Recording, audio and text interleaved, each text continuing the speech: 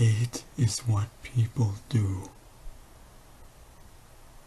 when they're too afraid to love.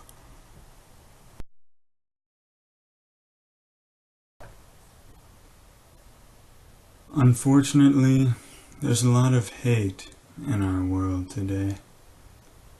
And acting on the premise hate is morally bad, I think it's important we not only condemn it, but also actively fight against it. How to fight a desire to destroy, aka hate. To start out, hate cannot be fought with more hate. That's what's called a blood feud. I kill your mother, therefore you kill my mother, therefore I kill your brother, therefore you kill my brother, therefore I kill your son, therefore endless killings. Like West Side Story or Romeo and Juliet. There's just this endless back and forth of supposedly justified killings, none of which are actually justified. Hate is not powerful enough to defeat hate. But don't get me wrong, some killings are justified. A killing is justified if the killer possesses a reasonable belief that committing homicide will prevent more harm than the harm inherent in the homicide. As with a historical figure I'm about to reference. So if we go the blood feud route, everybody just ends up dead. So let's not do that. New plan. In order to illustrate this new plan, I would like to do a case study. And not on any of the high-profile cases. In order to keep the focus on the principles, I'd like to do something I came across myself on the University of Wisconsin-Madison campus. So, the facts of the case. 2 residents in one of UW-Madison's dorms decided it would be funny if they plastered to their neighbor's door pictures of Adolf Hitler's face and swastikas. Their neighbor, of course, being Jewish. Now, turns out that the perpetrators in this instance were Jewish also. And they were doing it as a joke. It's a good opportunity to distinguish between animus, that is, hatred, and ignorance, that is, stupidity. The motive in this instance was stupidity. I attended the town hall discussion held as a response to this event. The university, of course, felt obligated to send some of their employees to this event. And so, panelists at the event included Joshua Moon Johnson, director of the Multicultural Student Center, Patrick Sims, Vice Provost for Diversity and Climate,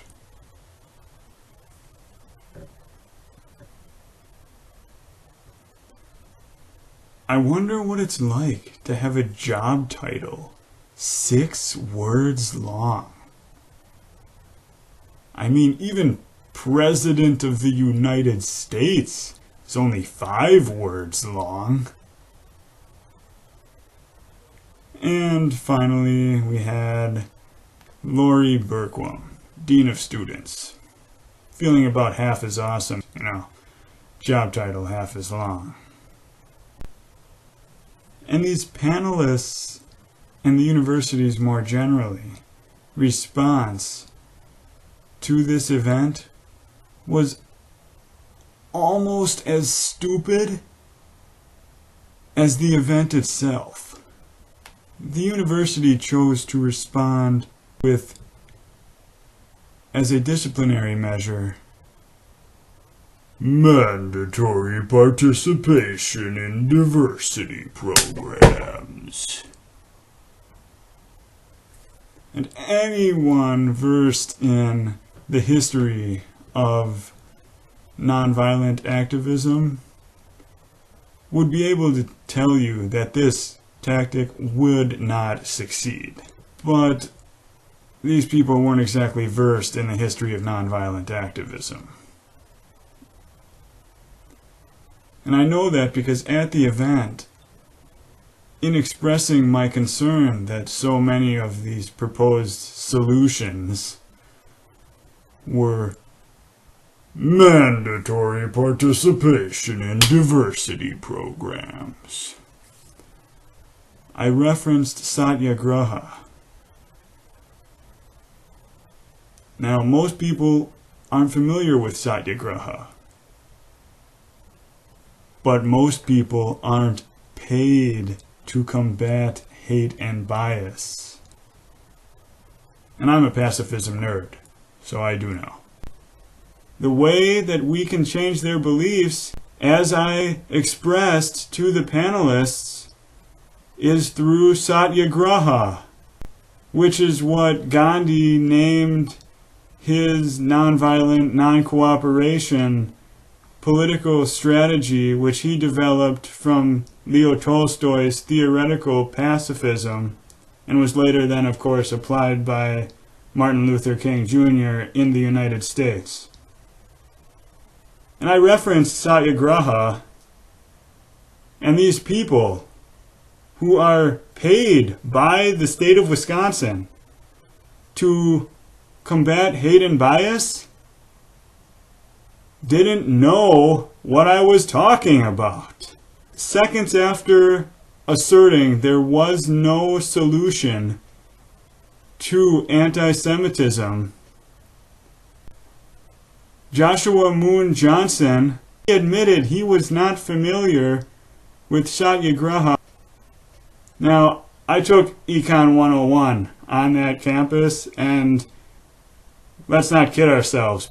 The problem with paying people to solve problems is employees know as soon as they develop solutions, their new problem is unemployment. But I also took criminal law and justice on that campus, and I presume innocence. I cannot sufficiently evidence if the people Wisconsin taxpayers are paying to solve this problem are or are not committed to solving this problem. But I am willing to question the competency of anyone who is compensated to combat hate and bias, who has not investigated one of the all-time most famous, most successful warriors against hate and bias. The word Satyagraha, it appears 39 times on Gandhi's Wikipedia page alone. Social sanctions don't work. Banishing bigots only ensures no one will be around to challenge their bigotry while they nurture hatred. Satyagraha is the solution. Love is the answer. Love is the sole force powerful enough to overcome hatred. We should embrace bigots so we can reason with them. The consequences of foregoing opportunities to insist upon truth are apparent in the Charleston Emmanuel Church shooting and the Dallas, Texas shooting.